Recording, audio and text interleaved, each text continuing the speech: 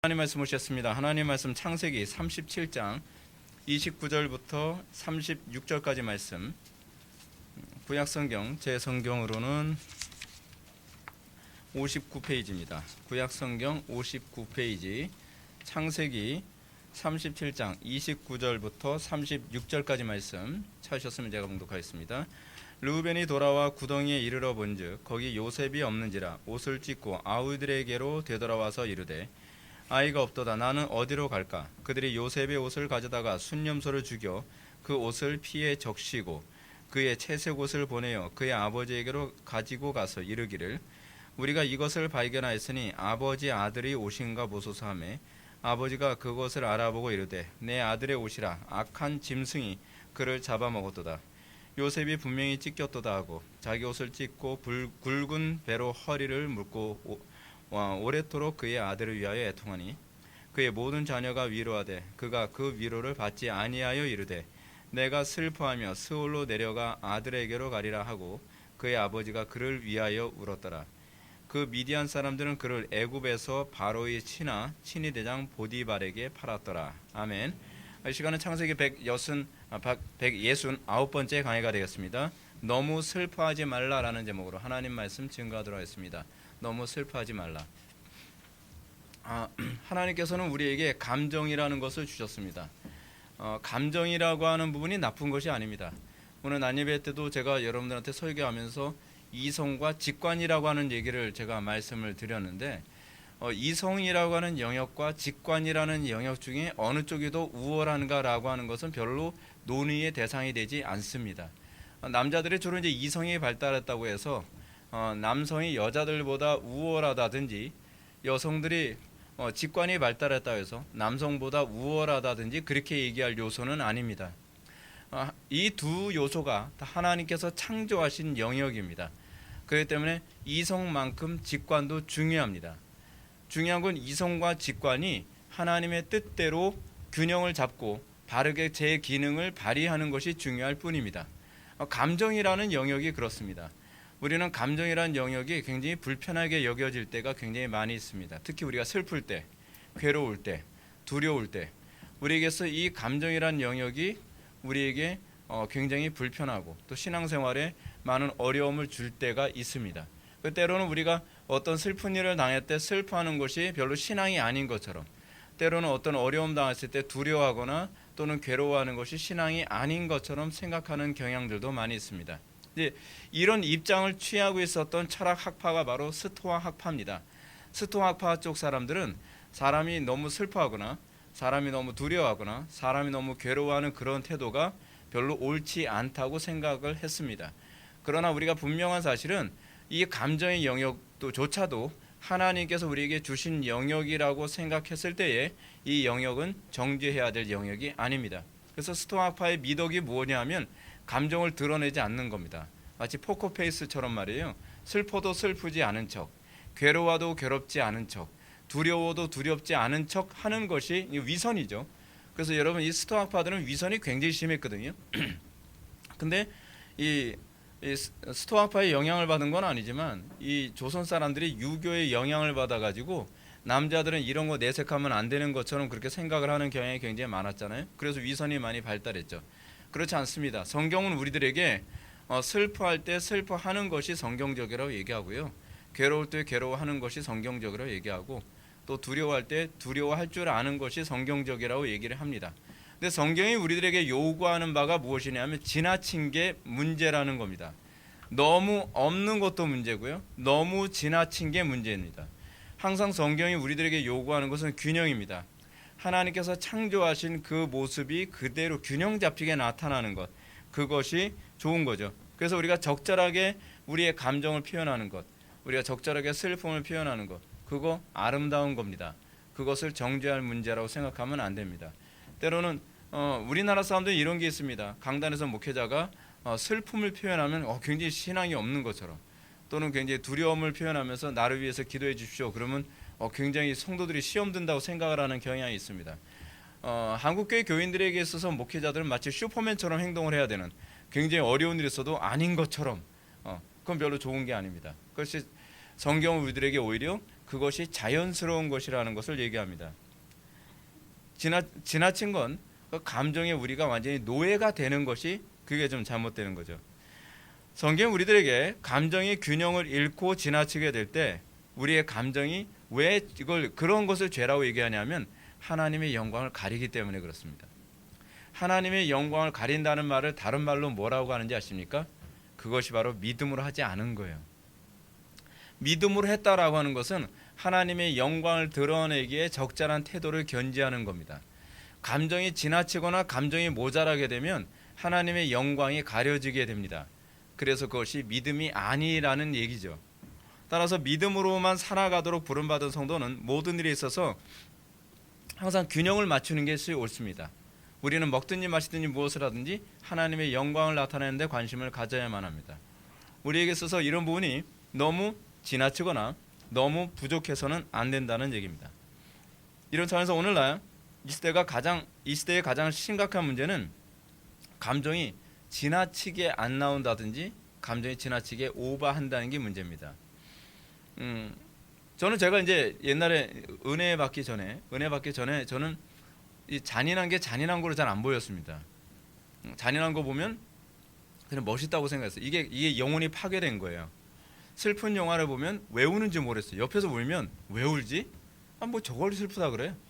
근데 그게 망가진 거거든요. 영혼이 망가져서 그런 겁니다. 근데 은혜를 받고 나서 저에게 나타나는 현상이 뭐냐면 이 감정이 균형이 잡히기 시작하는 거예요. 슬픈 영화를 보면 슬퍼요. 이게 정상인데 옛날엔 안 그랬다는 얘기예요. 그래서 막 슬퍼요. 그리고 막 괴로워요. 그러면서 이게 내가 옛날하고 달라진 거구나. 전 눈물이 없었거든요. 눈물이 없었는데 눈물이 많아졌어요.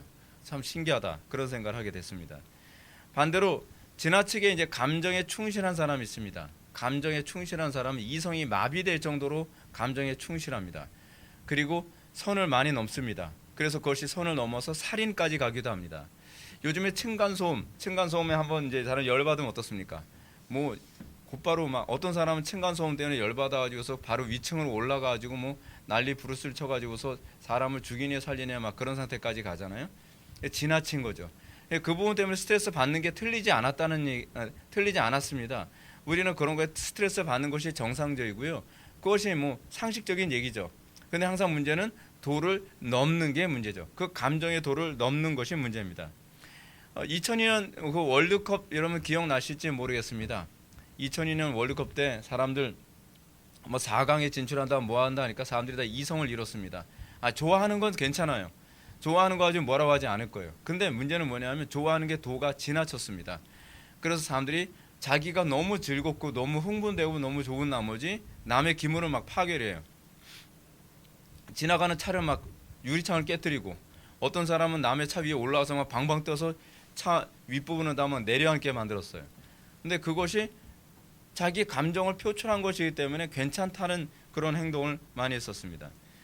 이게 타락이거든요.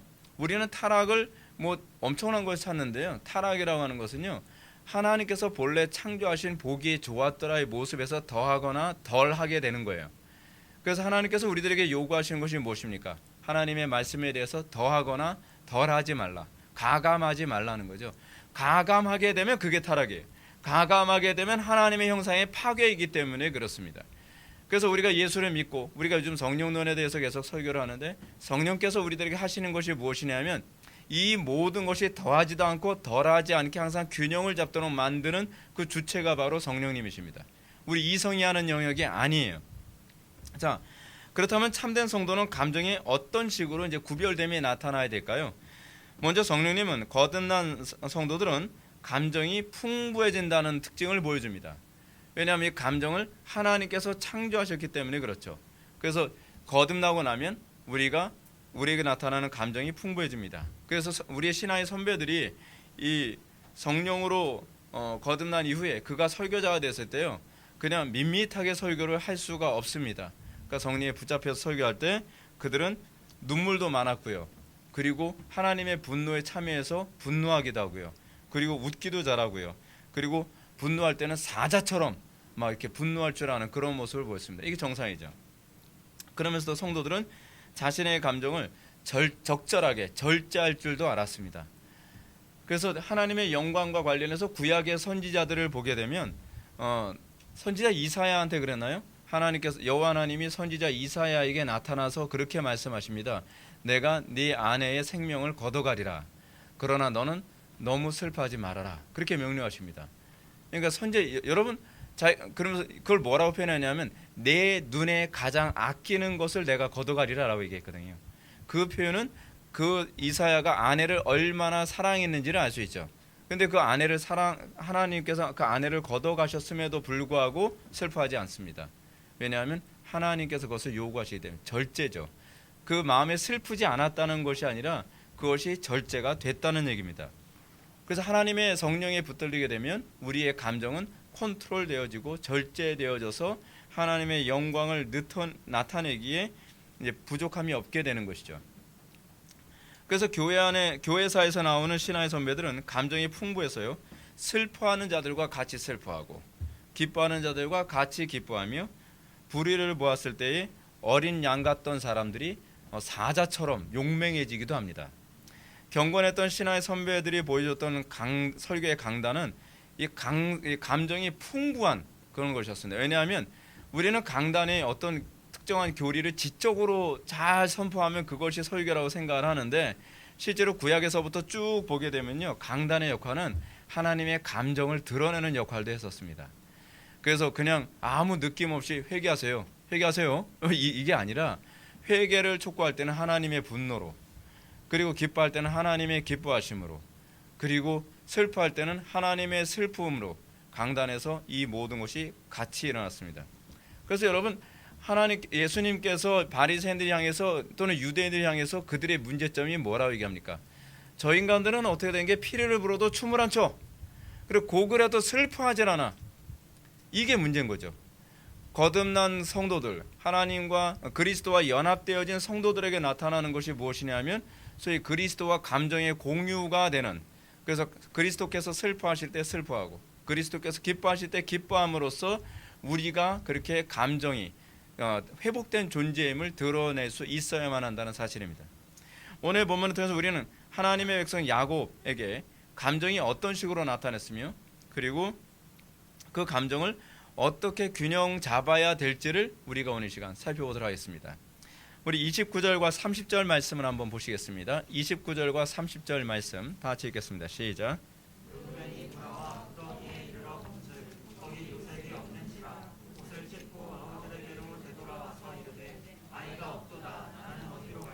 아멘. 우리가 지난 시간에 살펴봤던 것처럼 요셉의 형들은 맏형 르우벤이 잠깐 자리를 비운 사이에 자기 동생을 애굽의 노예로 팔아치웠습니다. 그래서 아주 돈을 톡톡히 챙겼죠.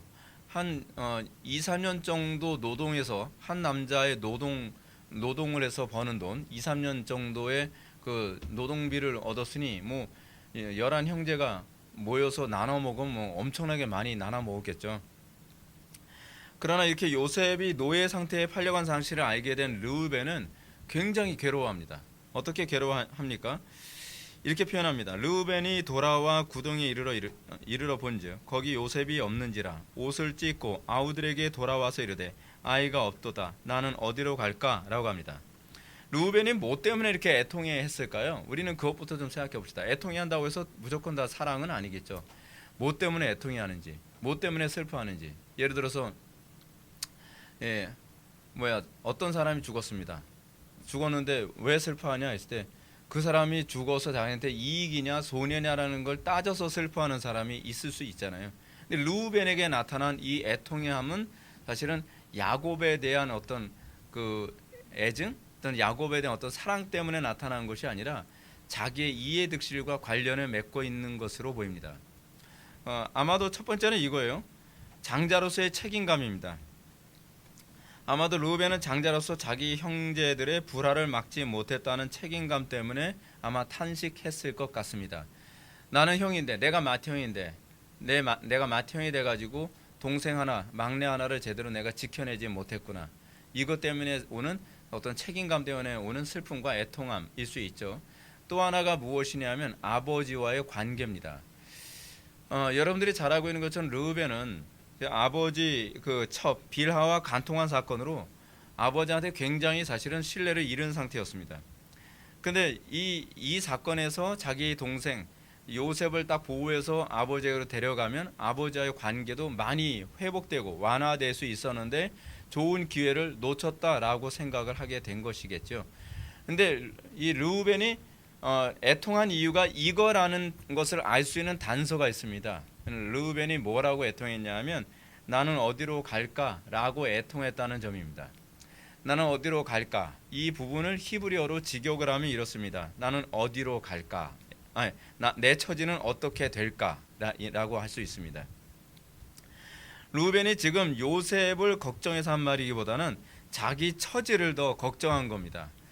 요셉 때문에 내 처지가 더 어렵게 됐구나. 요셉은 아무 형제들도 요셉을 별로 좋아하지 않은 것 같아요. 근데 여러분, 요셉을 좋아하지 않은 이유가 요셉이 악했기 때문이 아니라 형들이 악했기 때문이라는 것을 먼저 기억해둘 필요성이 있습니다. 여러분들이 의롭다고 해서 모든 사람들이 여러분들을 좋아할 거라고 생각하지 마십시오. 여러분들이 하나님의 뜻대로 살기 때문에 모든 사람들이 여러분들을 인정해 줄 거라고 생각하지 마십시오. 세상이 의롭다면 사람들이 인정하겠지만 우리가 이 땅에서 하나님의 말씀대로 산다고 한다면 의로 인해서 핍박을 받는 것이 정상적입니다. 이 세상이 유독 그렇습니다. 우리가 사는 세상은 그런 세상입니다. 하여튼 지금 이 큰형 르우벤은 지금 자기 동생에 대한 걱정 때문에 그러는 것이 아닙니다. 그래서 어떤 주석은 이 부분을 그가 없어진 것을 아버지에게 어떻게 설명할까라고 이렇게 의역을 했습니다. 요셉이 없어진 걸 아버지한테 어떻게 설명할까? 이런 의역을 보면 르우벤의 탄식의 동기가 지극히 이기적인 자기의 어떤 처지에 대한 어려움의 호소로서의 그 애통함이었던 것으로 보여집니다. 우리는 여기서 이 형제들의 공통점을 발견해야 되죠. 그들은 온통 이기심만 가득했다는 것입니다. 모르겠어요. 가정교육의 문제인지 어떤지 모르겠는데 정말 야곱의 아들들은요 하나도 제대로 쓸만한 놈들이 없는 놈인 것 같아요. 정말 어떻게 이기적이고 어떻게 이렇게 잔인하고 어떻게 이렇게 그럴까요? 네. 제가 다른 표현 제가 나오려다 지금 참아서 제가 참고 그냥 넘기는 거예요. 형제들이라고 하는 게 다 이기적이 자기 이성만 챙길 줄 알고 정말 악합니다. 근데 정말 악한 게 뭐냐면 이걸로 끝나지 않았다는 거예요. 자기네들이 자기 동생을 애굽의 노예로 딱 팔아치우고 난 다음에 이 책임을 누구한테 넘기냐면 자기 아버지한테 책임을 넘깁니다. 정말 사악하죠. 정말 사악해요. 그리고 아버지를 속이기 위해서 31절과 32절 말씀은 이렇게 얘기합니다. 그들이 요셉의 옷을 가져다가 순념소를 죽여 그 옷을 피에 적시고 그의 채색 옷을 보내어 그의 아버지에게로 가져가서 이르되 우리가 이것을 발견하였으니 아버지 아들의 옷인가 보소서 하매라고 되어 있습니다. 요셉을 이스마엘 상인에게 팔아넘긴 후에 모든 형제들은 자신의 죄를 숨기기 위해 아버지를 어떻게 속일까 모의를 하기 시작을 합니다. 굉장히 그러니까 이 질이 나빠요. 질이. 근데 이렇게 질이 나쁜데도 불구하고요. 하나님께서 이 사람들을 선택하셔서 믿음의 조상을 삼으셨다는 걸 보면 우리가 의로워서 구원받는 게 아니구나라고 하는 것을 다시 한번 확인하게 됩니다. 하나님께서는 우리가 의로워서 구원하시는 게 아닙니다. 하나님의 눈으로 보셨을 때에 인간의 타락은요 다 도토리 키재기입니다. 다 거기서 거기에요. 그만큼 우리는 본성적으로 악합니다. 이 사람들의 행위가 겉으로 드러나서 악한 걸 아는 것이지 우리가 가지고 있는 본성적인 관점에서 보면 다 도토리 키재기입니다. 거기서 거기에요. 여러분 하여간 이 요셉이 이렇게 요셉을 애굽에 팔아넘긴 이후에 지금 형들은 이 책임을 어떤 식으로 아버지한테 이제 떠넘기냐면 아버지가 저희들을 보라고 보낸 요셉이 오다가 짐승에 물어뜯겨 죽게 됐습니다라고 얘기를 하는 거예요. 그럼 요셉의 죽은 책임이 누구예요? 아버지한테. 아버지가 안 보냈어 봐요. 얘가 죽기라 했었나? 아버지가 보냈기 때문에 짐승한테 물려 죽은 거 아니겠어요? 라고 이런 식으로 한 거죠. 그러니까 아버지가 얼마나 괴롭겠어요. 사랑하는 아들이 죽은 것도 괴로운데 그 아들이 죽은 게 나 때문에 죽은 것이라고 생각을 하면 얼마나 괴롭겠습니까? 근데 이 요셉의 형들은요 그런 거 생각 안 해요. 일단은 자기인데 모면하면 그만이에요. 아버지가 그것 때문에 얼마나 괴로워할지, 아버지가 그것 때문에 얼마나 속상해할지 그런 생각 안 합니다. 근데 이런 부분에 관해서 르우벤도 뭐 동의할 수밖에 없죠.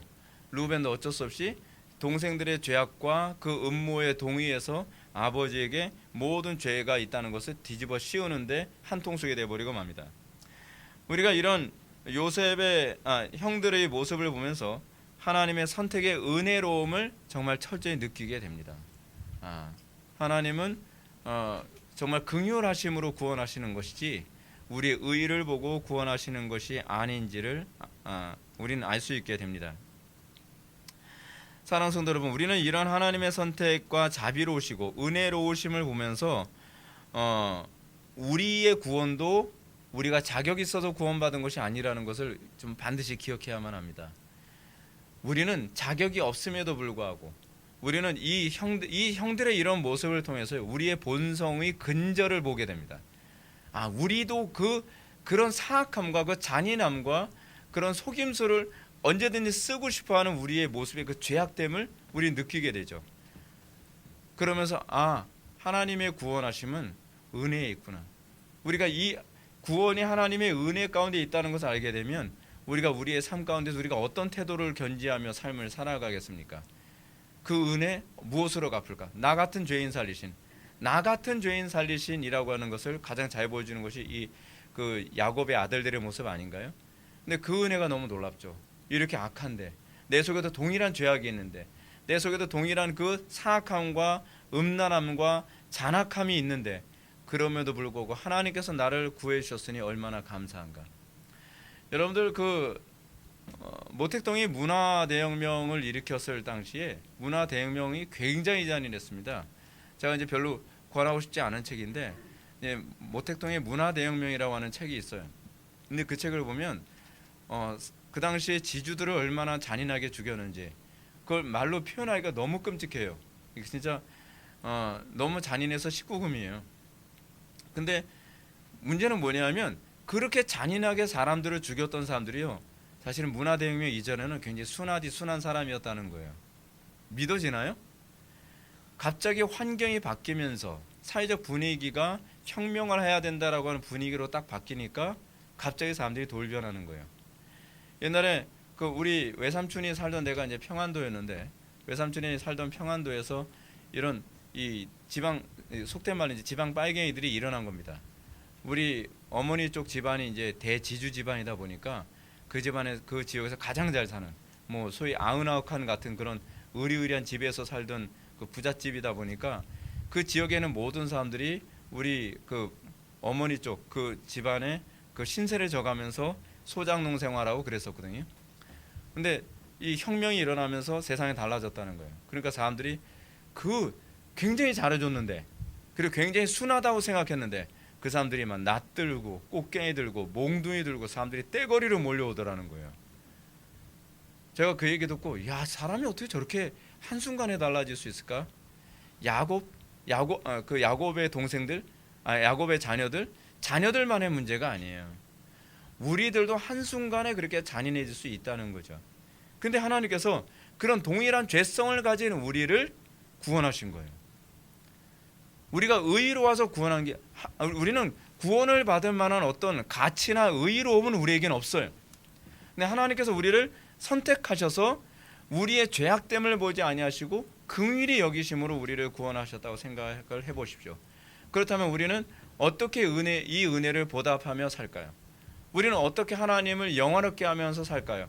우리는 어떻게 이 땅에서 우리가 하나님의 영광 위에서 살아야 될까요? 우리 그 고민하게 되는 게 정상 아닌가요?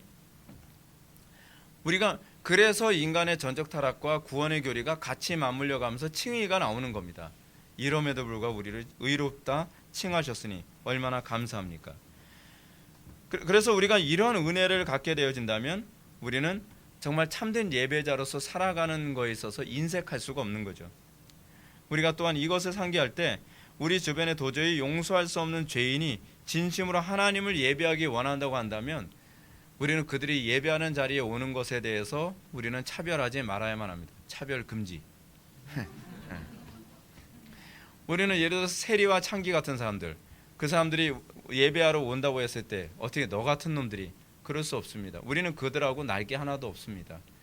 바리새인들의 문제가 무엇입니까? 바리새인들은 자기네들은 의롭다고 생각을 했고, 자기네들은 그렇게 구원을 받을 만한 의의가 있다고 생각을 했기 때문에 세리나 창기 같은 사람들이 하나님을 섬긴다고 했을 때에 그들을 하여금 손가락질하고 그들을 멸시했죠.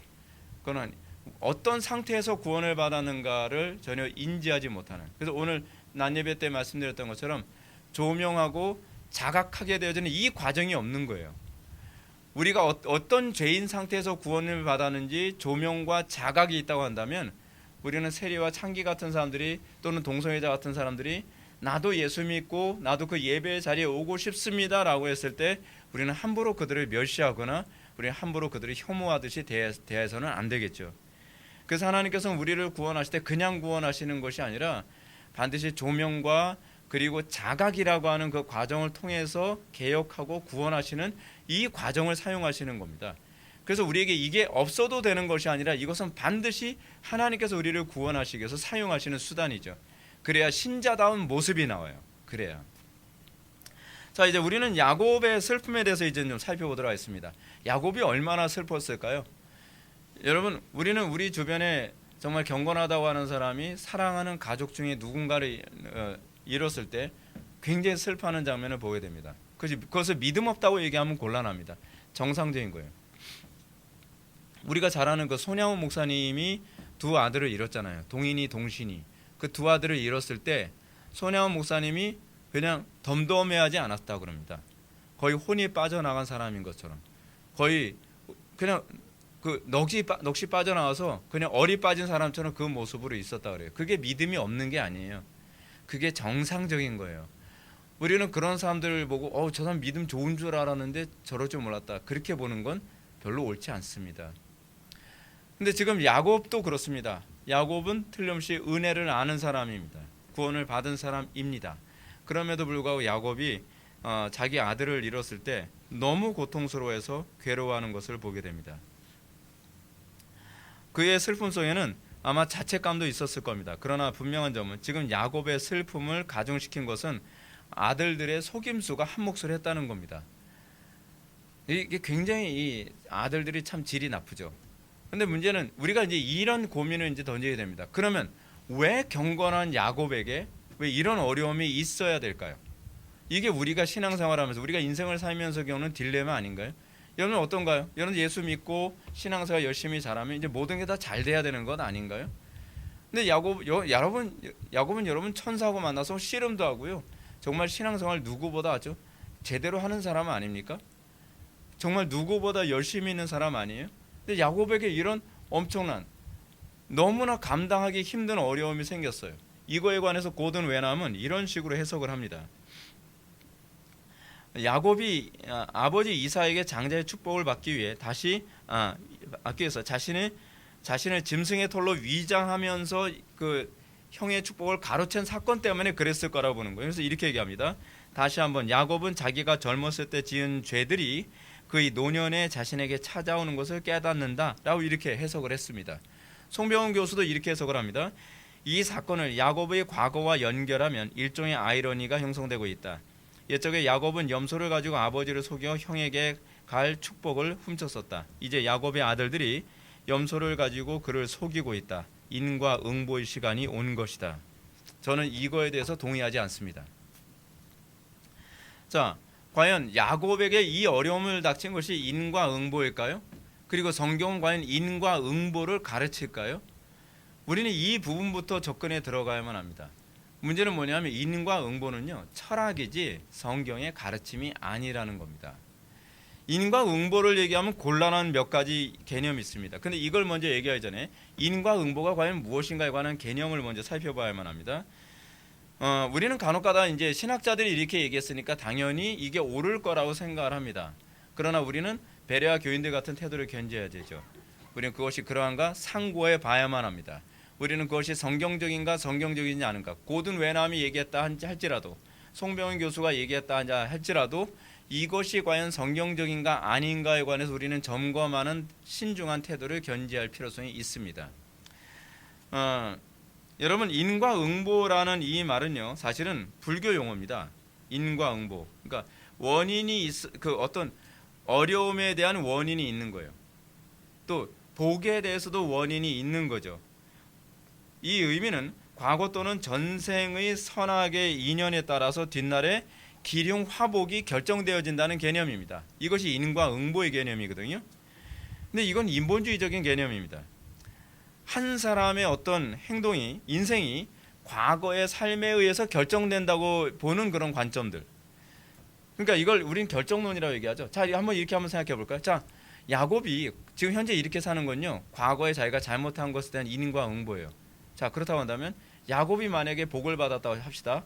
그럼 그 복은 하나님으로부터 온 겁니까? 아니면 과거에 자기가 한 것 때문에 복을 받는다고 봐야만 합니까?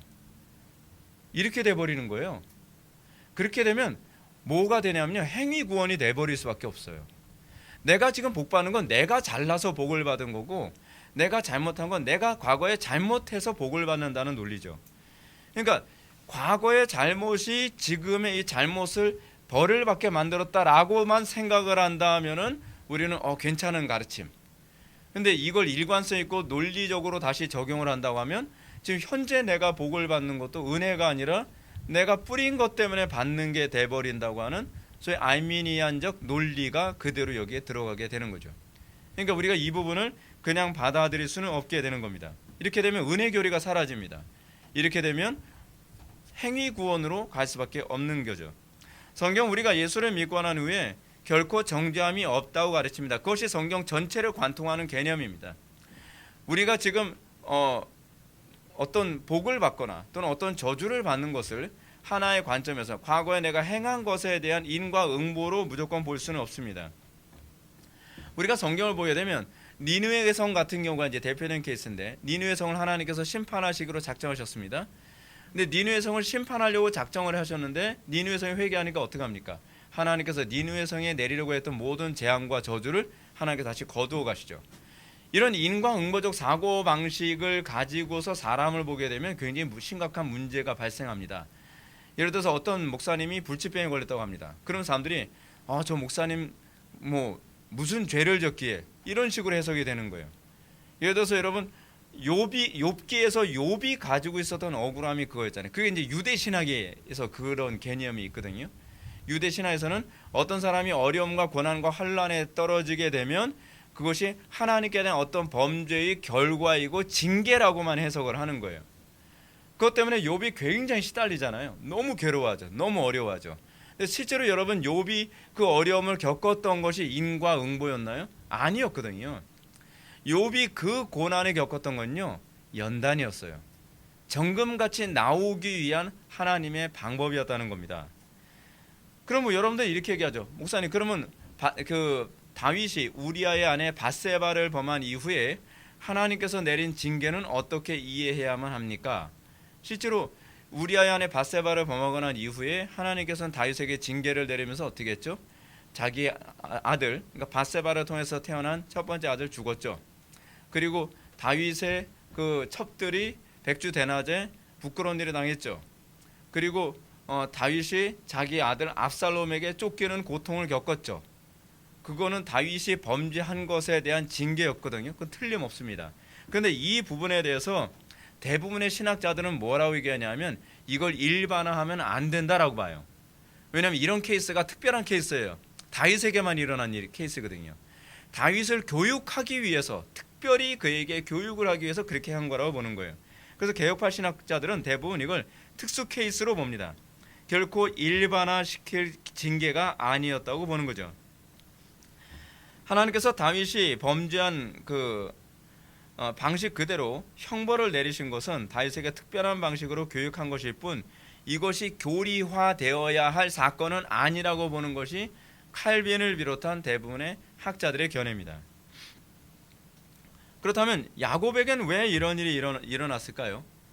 야곱에게 이런 일이 일어난 것은 보응이라는 관점에서 이해해야 될 문제가 아닙니다.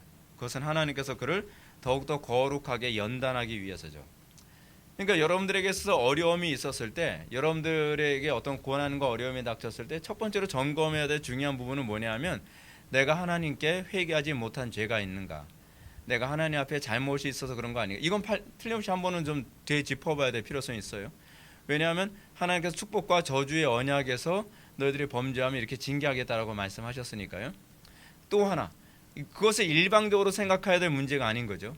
또 하나 케이스로 우리가 점검해야 될 것이 뭐냐면, 하나님께서 이 상황을 통해서 나를 더 거룩하게 하시고 나를 더 주님과 가까워지게 하는 그런 기회를 우리에게 제공하시는 것이다. 실제로 여러분들에게 고난이 있으면 그 고난을 통해서 하나님을 더 가까이 하게 되는 경우가 많이 있죠. 고난을 통해서 기도를 배우게 되죠. 고난을 통해서 겸손을 배우게 되죠. 고난을 통해서 자기 자신의 어떤 이 점검, 신앙을 다시 점검하게 되죠. 이 야곱에게 일어난 이 사건은 그 케이스로 보는 것이 옳다는 겁니다. 야곱은 지금 정금같이 나오기 위한 하나님의 그 연단의 과정이 있는 겁니다. 우리가 신앙생활하면서, 저도 이제 신앙생활하면서 풀리지 않았던 여러 가지 딜레마가 있었습니다. 특별히 잘못한 거 없는데 너무 어려운 일이 계속 꼬이는 거예요.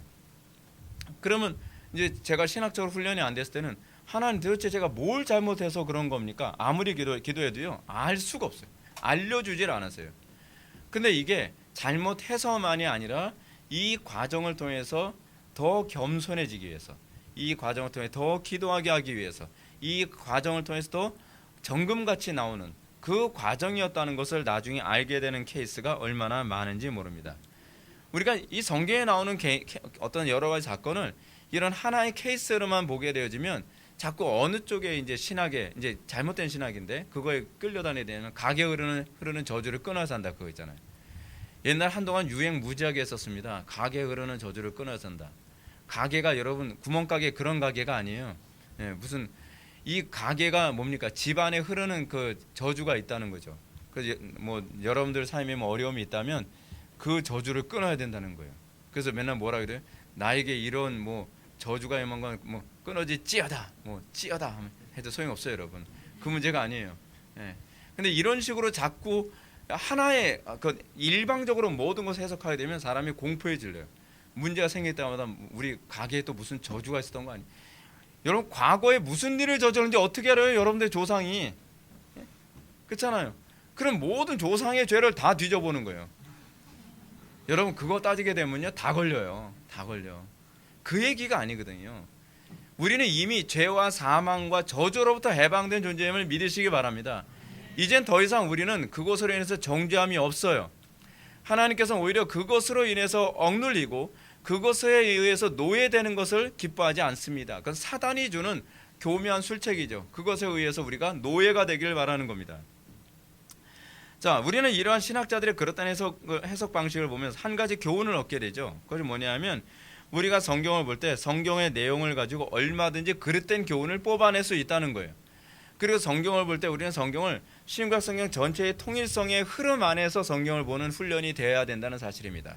신구약 성경 전체의 통일성을 무슨 재간에 알아요? 여러분들 그러겠죠. 그것이 바로 교리입니다. 교리. 교리는 신구약 성경 전체를 하나의 흐름으로 볼 수 있도록 우리를 돕기 위해 우리의 신화의 선배들이 만들어 놓은 체계거든요. 그러니까 우리가 교리라고 하는 체계를 알고 성경을 보게 되면 이런 오류에 빠지지 않고 성경을 보고 해석할 수 있게 되는 것이죠. 우리가 성경을 보면서 자꾸 오류에 빠지는 건 내가 가지고 있는 세계관을 자꾸 성경에 투영하려고 하는 겁니다. 우리는 동양 사람이잖아요. 우리는 한국 사람이란 말이에요. 한국 사람들만 가지고 있는 어떤 무속적인 개념이 많이 우리는 여전히 있거든요. 그거를 자꾸 성경에 투영해서 보려고 하면서 우리는 성경을 오류가 많게 해석하는 경향이 많이 있다는 거죠. 그래서 우리가 이런 미혹으로부터 자유로우려면 교리를 자꾸 배워야 되고, 그리고 여러분들의 성경을 정확하게 이해하는 훈련을 받는 것이 그래서 필요합니다.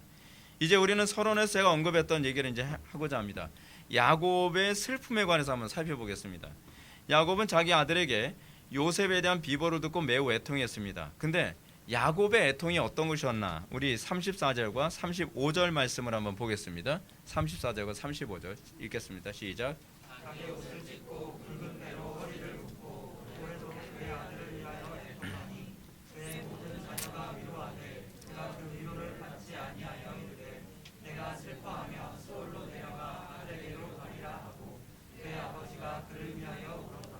아멘. 자, 우리는 야곱의 슬픔을 보게 됩니다. 아들을 잃은 야곱의 슬픔이 얼마나 괴로웠겠습니까? 우리는 자꾸 야곱 같은 사람들을 보면서 뭘 기대하냐면, 아이고 아브라함은 자기 아들 이삭을 제물로 바칠 생각까지 했는데 이건 너무 믿음이 아닌가? 우리 그렇게 생각하는 경향이 있습니다. 그렇게 생각하지 마십시오. 사랑하는 아들을 잃어서 슬픈 것은 정당한 겁니다. 하나님께서 그것을 정죄하지 않습니다. 하나님께서 오히려 그 슬픔을 위로하기를 원하시고요, 그 아픔을 보듬어 주시기를 원하십니다. 우리 공동체 안에서도 그렇습니다. 누군가가 상실감을 가졌을 때, 무엇인가 잃었을 때 정죄하지 마십시오. 뭐 그런 거 가지고 그래, 그 얘기 때문에 상처 더 받습니다. 예. 우리 그런 사람도 있잖아요. 어깨 딱 치는, 뭐 그런 거 가지고 그래. 그러면 그런 거 가지고 이러면서 이제 또 원수가 되는 경우가 굉장히 많죠. 여러분, 그건요 상식의 문제예요. 그것을 신앙의 문제로 사람을 마치 믿음이 없는 사람인 것처럼, 마치 우리는 사이보그로 태어난 사람인 것처럼 그렇게 취급하면 안 됩니다. 우리가 아픈 건 사실이고, 그 아픔을 우리 공동체는 보듬어주고, 그리고 공감해주고, 같이 슬퍼하면서 그 슬픔을 반으로 줄여주고, 그렇게 함으로써 공동체가 형제 같은 그런 공동체가 되는 것이겠죠. 근데 이제 문제가 뭐냐면 야곱입니다. 야곱은 슬퍼하는 것이 너무 지나쳤다는 거예요. 제가 서론에서도 여러분한테 말씀드렸던 것처럼 우리가 슬퍼하거나 괴로워하거나 탄식하는 건 정당합니다. 선지자들도 그런 모습이 되게 많이 보였어요. 그런데 그것이 지나치면 안 된다는 겁니다. 오늘 본문에서 보게 되면 야곱이 오래 애통하고 라고 얘기하고 있습니다. 또 모든 자녀들이 위로하여 이르되 그가 그 위로를 받지 아니하였도다 라고 얘기합니다. 자녀들의 위로도 받지 않고 있습니다. 더 나아가 스스로에게 내가 슬퍼하며 스올로 내려가 아들에게로 가리라까지 얘기합니다. 이렇게 애통하는 야곱의 모습을 보면서 그의 상실감이 얼마나 심했는지를 이해할 수는 있습니다. 이해할 수는 있으나 그것이 너무 지나치면 안 된다는 겁니다. 칼빈 선생님은 이 문제에 관해서 이렇게 얘기합니다. 이거 굉장히 들어볼 필요성이 있습니다. 칼빈은 이렇게 얘기합니다. 우리는 여기서 과도한 슬픔의 맹목성을 깨달을 수 있다. 지나친 미에는 성도들에게서 신앙의 불빛을 거의 꺼뜨린다. 그렇다면 우리는 더욱 열심히 슬픔을 억제하려고 노력해야 마땅하다. 욥은 경건함이 크게 빼어난 사람이다. 그런데도 우리는 그가 큰 슬픔에 짓눌리고 나자 속되는 방법으로 죽음에 있어서는 짐승과 사람을 함께 다룬다는 것을 읽는다 라고 이렇게 얘기합니다. 우리가 왜 슬픔에 지나치게 빠져서는 안 되냐면, 슬픔에 빠지면 하나님께서 우리에게 허락해 주신 신앙의 불빛을 꺼뜨릴 수 있기 때문에 그렇습니다.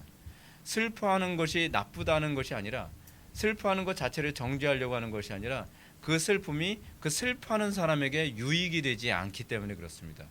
슬픔에 눌려버리는 것, 우리가 슬퍼하는 것은 마땅하지만 지나친 슬픔을 절제하지 않고 그 슬픔에 자기 자신을 맡겨버린다고 한다면 그 감정의 노예가 되고 그 감정에 짓눌려서 결국 이 슬픔의 포로가 되어버리고 맙니다. 그 다음부터 성도가 누릴 수 있는 경건의 그 은혜, 하나님께서 우리에게 주시는 그 위로의 불빛을 스스로 꺼뜨릴 수 있다는 얘기죠. 칼빈의 말처럼 우리는 슬픔의 감정에 짓눌리지 않기 위해, 슬픔을 억제하기 위해 노력하는 태도가 필요합니다. 우리가 이 부분을 극복하지 않으면 비록 거듭난 사람이라 한다 할지라도 심한 우울증에서 헤어나기 어렵습니다. 이거는 거듭나고 거듭나지 않고의 문제가 아닙니다. 거듭났다 하더라도 자기 감정에 계속 노예 상태에 있으면 이게 호르몬이 그렇게 분비되거든요. 그래서 그 슬픔과 우울함의 노예가 돼서 하나님께서 우리에게 허락해 주시는 은혜의 불빛을 많이 꺼뜨리게 됩니다. 그러면 어떻게 우리는 슬픔의 감정을 억제할 수 있겠습니까? 우리 그 질문 던지고 싶지 않나요? 아니, 감정이 억제가 안 되는데 슬픈 걸 어떻게 해요? 슬픈 걸요. 근데 이거에 관해서 36절에 아주 잘 얘기해 주고 있습니다. 36절에 이렇게 언급하고 있습니다. 그 미디안 사람들은 그를 애굽에서 바로의 신하 친위 대장 보디발에게 팔았더라. 아멘.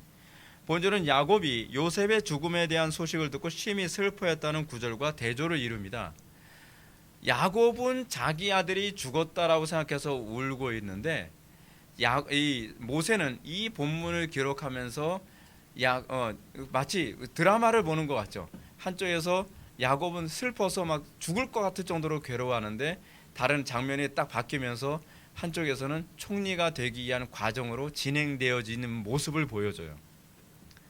그러면 만약에 이 부분을 보고 있다면 야곱이 그다지 슬퍼해야 될 문제는 아니라는 거죠.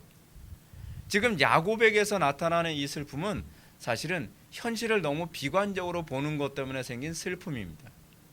하나님의 주권과 섭리에 대한 무지에서 나온 슬픔이죠. 하나님은 요셉을 애굽의 총리가 되도록 하기 위한 계획을 착착 진행하고 있습니다. 우리가 견딜 수 없는 슬픔과 절망과 좌절 가운데 있다 하더라도 우리가 너무 슬퍼하지 않아야 되는 이유는 여기에 있죠. 우리는 납득할 수 없는 슬픔과 좌절 가운데 있지만 하나님께서는 우리 눈에 보이지 않는 어떤 영역에서 모든 합력하여 선을 이루고 계시는 작업이 진행되어지고 있는 거예요. 우리가 납득할 수 없는 절망 가운데 있지만 하나님께서는 우리에게 놀라운 복을 주시기 위해서 한쪽에서는 일이 진행되어지고 있다는 거죠. 저는 이것이 소위 레이건이 생각하는 낙관론이라고 생각을 합니다. 저는 이런 관점이 오늘날 우리 그리스도인들이 대한민국 교회를 또는 이 대한민국 사회를 바라보는 관점이어야 된다고 생각을 합니다.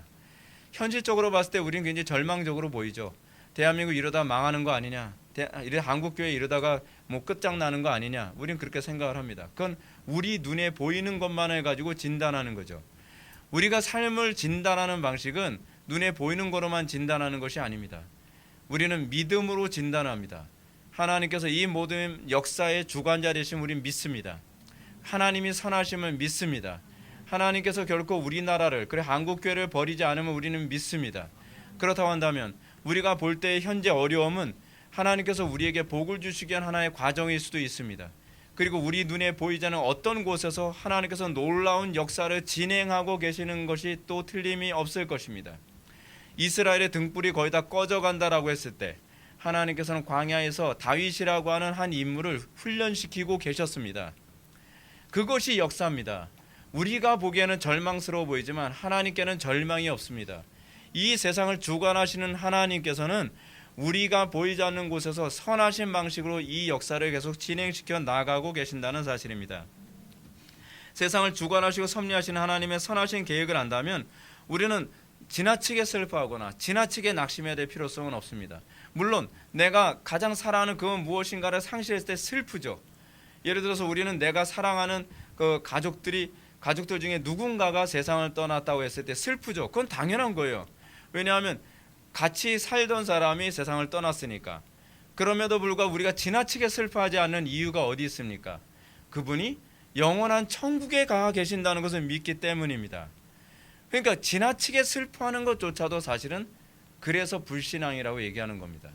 과거에 어떤 사모님이 어떤 목사님이 이제 세상을 떠났습니다. 근데 그 사모님이 목사님이 세상 떠난 것 때문에 너무 괴로워하는 거예요. 슬퍼하는 거 이해하죠. 근데 이해하는 도가 너무 지나치는 거예요. 불신자들처럼 행동하는 거예요. 너무 괴로워서 막 미치려고 그래, 막 악을 쓰고 막. 근데 그건 아니라는 거죠. 우리가 상실감 때문에 슬퍼하는 건 상식적인 문제지만 우리가 사랑하는 사람이 정말 하나님 잘 믿고 세상을 떠났을 때 그 사람이 영원한 천국에 들어갔다는 우리가 믿는다고 한다면 우리 그거로 위로를 받는 겁니다. 우리는 그 안에서 또한 우리는 자유함을 누리고 우리는 지나친 슬픔에 눌리는 것이 아니라 그 가운데서 하나님께서 주시는 위로의 등불 안에서 다시 일어날 수 있는 힘을 얻게 되는 것입니다. 그래서 불신자와 신자의 이 구별됨이라는 게 나타납니다. 여러분 어떤가요? 여러분도 지금 살아가면서 하루하루의 삶 속에서 정말 소망이 보이지 않는 그런 모습 속에서 살아갈 때 많지 않나요? 저는 우리나라 정치를 바라볼 때 한국교회 돌아가는 모습 볼 때 정말 한쪽 모습으로만 보면 굉장히 절망스럽습니다. 그런데 저는 그 가운데서 저는 기뻐하고 저는 감사하고 저는 또 낙관적으로 봅니다. 왜냐하면 뭐 겉으로 보기엔 그런데 하나님께서 또 선하시니까 또 선하게 이끄시겠지. 레이건 대통령에게 어떤 사람이 물었습니다. 레이건 대통령이 대통령된 지 얼마 안 됐을 때 미국 경제는 최악이었습니다. 그 전전 대통령 트루먼이라든지 그렇지 않으면은 누굽니까? 그 대통령 그 옥수수 농장 주인 그 누구죠? 카터 대통령 그리고 또 루즈벨트 대통령 이 대통령이 그 전전 대통령들이었거든요. 근데 이 양반들이 대통령 생활하면서 나라를 많이 말아먹었거든요. 그래서 대기업에게 세금을 물리는데 74%에서 많게는 99%가 95%가 거의 착취의 수준으로 세금을 물려서 미국을 거의 사회주의로 완전히 바꿔놓을 정도로 그 정도로 심각한 상태에서 이 레이건이 대통령이 된 거예요. 근데 어떤 기자가 질문을 던집니다. 지금 미국이 소망이 있겠습니까? 라고 얘기하니까 레이건이 낙관적으로 얘기합니다. 소망이 있습니다. 걱정할 거 없습니다. 왜냐하면 하나님이 우리 편이시기 때문입니다. 아니 어떻게 그렇게 낙천적으로 얘기할 수 있냔 말이에요. 근데 레이건은 믿었습니다. 하나님께서 이 미국을 사랑하시고 그리고 하나님께서 이 미국을 절대로 망하게 하지 않으실 거라고 믿은 겁니다. 그리고 그 믿음대로 레이건을 통해 미국이라는 나라가 놀랍게 개혁이 되죠. 저는 우리나라 믿습니다. 하나님께서 우리나라를 사랑하시고 하나님께서 예배로 세우신 나라이고 그리고 이 대한민국에서 대한민국을 위해 기도하는 그리스도인들이 얼마나 많은데요. 이 나라가 그렇게 쉽게 망하거나 잘못될 거라고 저는 생각하지 않습니다. 그런데 이 과정이 필요하기 때문에 하나님께서 주셨다고 믿습니다. 그렇기 때문에 우리는 범사에 감사해야 될 이유가 너무나 선명합니다. 항상 기뻐해야 될 이유가 너무나 선명합니다. 그렇기 때문에 우리는 사도 바울이 얘기하는 것처럼 우리는 항상 기뻐해야만 합니다. 우리는 쉬지 말고 기도해야만 합니다. 범사에 감사해야만 합니다. 왜냐하면 하나님의 주권을 믿기 때문입니다. 우리는 마치 예수님께서 십자가에서 고난당하시고 못 박혀 죽으신 그 사건 사실만 보면 당시 제자들에게는 굉장히 실망스럽고 절망스러웠을 것입니다. 그런데 여러분 그거 아시나요? 예수님이 십자가에 못 박혀서 돌아가셔서 죽으신 그 안에도 하나님의 그 섭리는 놀랍게 작동하시고 계속 움직여 가셨다는 사실을요. 제자들은 그걸 못 봤습니다. 그래서 절망했습니다. 그것 때문에 낙심했습니다. 그래서 너무나 슬퍼했습니다. 그러나 하나님의 섭리, 하나님께서 부활하시고 그리고 제자들에게 다시 나타나는 그 놀라운 이 사건이 있을 때 비로소 소망을 갖게 된 겁니다. 이 고난, 예수 그리스도의 순환과 죽으심은 사실은 부활이라고 하는 엄청난 환희의 전주곡이었던 것입니다. 야곱은 지금 아들의 죽음에 대한 소식을 듣고 심히 슬퍼하고 있습니다. 그러나 그가 이 슬픔에만 빠져 있는 것은 하나님의 섭리에 대한 이해의 부족 때문에 나타난 것입니다. 그는 바울 사도의 가르침처럼 항상 기뻐하고 감사했어야 했습니다. 그리고 이건 의무를 강요하는 것이 아니라 하나님의 섭리에 대한 믿음이 있다면 우리의 마음을 그렇게 끌려야 된다는 얘기입니다. 왜냐하면 우리에게 현재 절망처럼 보이는 모든 것이 다 끝난 것이 아니기 때문에 그렇습니다. 우리 눈에 보이기에 모든 것이 절망적으로 보이지만 하나님께서는 우리 눈에 보이지 않은 더 큰 영역에서 역사하고 계신다는 것을 믿어야 되기 때문에 그렇습니다. 칼빈과 매튜 헬리는 슬픔에 대한 성도의 태도로서 가장 올바른 처신은 미래에 대한 소망을 두는 것이라고 가르치고 있습니다. 칼빈은 말합니다. 미래 생활에 열중하는 자는 누구나 과도한 슬픔에 흡수될까 두려워해야 될 필요가 없다. 우리는 현실의 절망적인 상황에서도 우리는 미래에 하나님의 일하실 것을 염두에 두고 힘쓰고 일할 때에 현재의 절망감에 빠지지 않습니다. 현재 우리는 교회가 많이 어렵고 사회가 많이 어려움이 있습니다.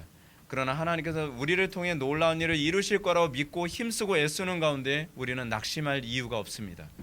미래를 바라보지 않고 현재만 바라보기 때문에 낙심하는 것입니다. 사랑하는 성도 여러분, 여러분에게 현실은 과연 어떻습니까? 여러분들은 미래를 위해서 하나님께 헌신하는 일은 하지 않으면서 그냥 현재 일에만 탄식하고 있지 않습니까? 어떤 사람들이 주로 절망하고 어떤 사람은 주로 탄식만 하고 있는지 아십니까? 아무 일도 하지 않는 사람들입니다. 미래 일을 위해서 하나님께 내가 지금 이 과정은 미래에 무슨 일을 위해서 나를 쓰시는 과정이라고 생각하는 사람은 현재 아무리 절망적인 상황이 있다 한다 할지라도 하나님께서 내가 하는 이 일을 사용하실 것이다 라고 하는 그 믿음 때문에 낙심하지 않습니다. 저는 우리나라가 지금 현재 어려움이 있다는 걸 저는 압니다. 그러나 저는 우리 교회와 함께 우리 성도들과 함께 일하는 이 일을 통해서 미래가 바뀔 거라고 저는 믿습니다. 저는 거기서 소망을 봅니다. 현재에서 소망을 찾는 것이 아니라 미래에서 소망을 찾는 것입니다.